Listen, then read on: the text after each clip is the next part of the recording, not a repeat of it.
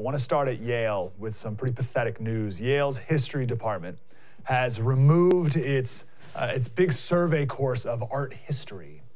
Vincent Scully was one of the best professors, but certainly art history professors in the world. He taught this course at Yale for 45 years, something ridiculous like that. It was one of Yale's foremost, like everyone's got to take this class.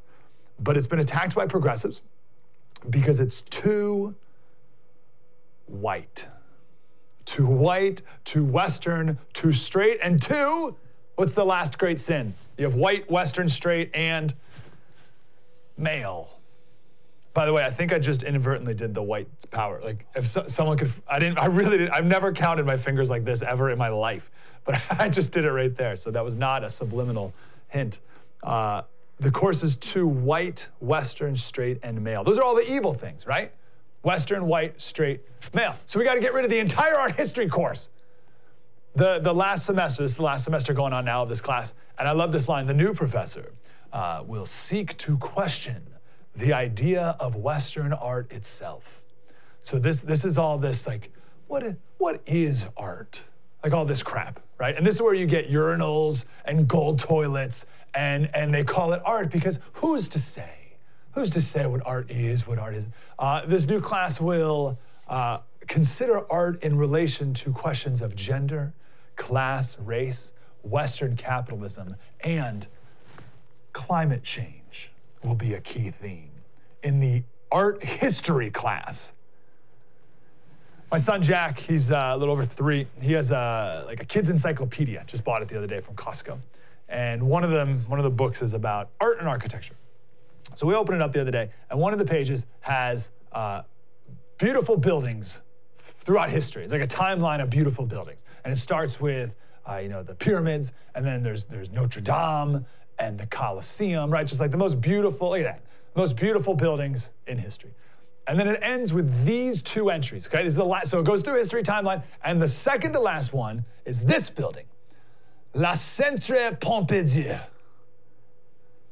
That is the single ugliest building ever conceived by man, built in the 70s, all right? Look at that thing. That thing is a travesty. How can that be real? Put it back up. Put the thing back up. It makes me so mad. Who would sign off to that? Who would build that thing? Who would sign off to that? Who would be a part of the construction of that? It looks like an old oil platform. There's a library inside, museum, stuff like that. So just compare that with the New York City Public Library, just to get a little comparison. Okay, so that's what we're talking about. I'd laugh because I'd cry. So this book, the last 2 entries, you have that building, La Centre Pompidou, and then you have a piece of public art, which is weird because it's not even a building. So this is in Chicago. It's called the Crown Fountain. So it's this, I think it's pretty tall. I think it's like 40 or 50 feet. And it's a video of people, and it changes, right, every couple seconds, but it's a person spitting water, and then actual water comes out of the hose. And that's like our great modern thing we do. This is the best. This is the best we got. This is what the people at the Smithsonian decided to throw in their little encyclopedia for kids. So we go from like the Taj Mahal, which is not a Western building, but we go from the Taj Mahal to the Centre Pompidou. We go to this garbage. That thing. Like, that's not just, I just want to be clear, like, there's a lot of ugly buildings that are built all the time, but that one's held up and heralded as like one of the most beautiful and like the pinnacle example of modern architecture, and to the point where it has to be included in the book of great buildings. What are we talking about? This is progress? This is progress?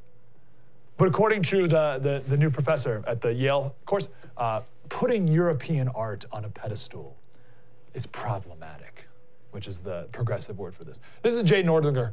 He said, madness. This is another example of how a great civilization commits suicide. May there be a revival, a return to sanity and appreciation. Now here's the key line here. The next tweet he says, frankly, this Yale story may be the most important news of the month. Despite impeachment, war and peace, everything else, important for the long term, I mean. In a sense, this is the ball game. whether our civilization is worth defending and appreciating or not. I love that line. This is the ball game. Whether our civilization is worth defending and appreciating or not. So my brother sent me this story from the Yale Daily News there. And I told him I have to do these alumni, I don't have to. I signed up to do these alumni interviews for kids who are applying to Yale. And you just meet with them at Starbucks or whatever, and you talk to them for a little bit, make sure they're a functioning person. And I stopped doing it. I can't do these anymore because it was just everything I could to not sit there and say, you shouldn't go. Right? Like at this poor high school junior or high school senior, and they're like so excited to sign. They really want to go, and they're all nervous because they like think I have like a real say in this thing. And I just want to be like, no, you really shouldn't. I really want you to think this through. Save your money. And by your money, I mean $250,000. It's like 70 grand. So save your money. All of the courses are free online. What's the point? Read some books. You'll be fine.